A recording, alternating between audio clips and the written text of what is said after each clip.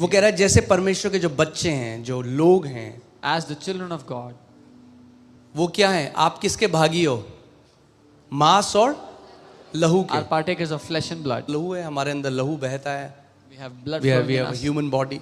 हम एक मनुष्य तो का जैसे शरीर है. हम भागीदार हुए इसके, So as we became partakers of it, वैसे ही बाइबल बता रही है कि वो स्वयं भी हमारे साथ मांस और लहू ओढ़कर आ गया। क्यों body आया? and came as a man. Why? That through death he might destroy him who had the power of death, that is the devil.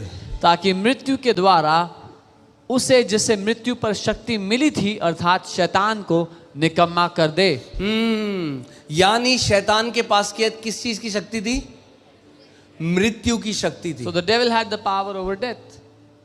और एक ही तरीका है कि परमेश्वर उससे लीगली उसको नाश कर सकता, अबॉलिश कर सकता मृत्यु को, और वो था वो स्वयं भी मांस और लहू पहन के आया. क्यों? क्योंकि मांस और लहू पहन के आएगा तो क्या कर सकता है? फिर वो मर सकता है.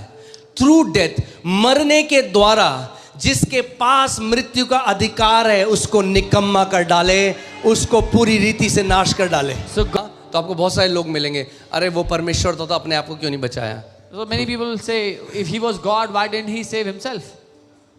अरे वो मरने ही तो आया था. He came to die.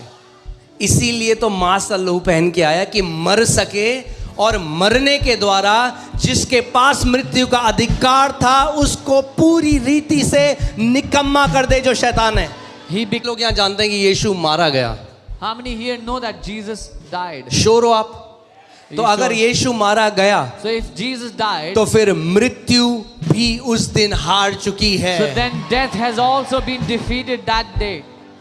That's why the death of Jesus is powerful. इसीलिए यीशु की मौत इतनी शक्तिशाली है.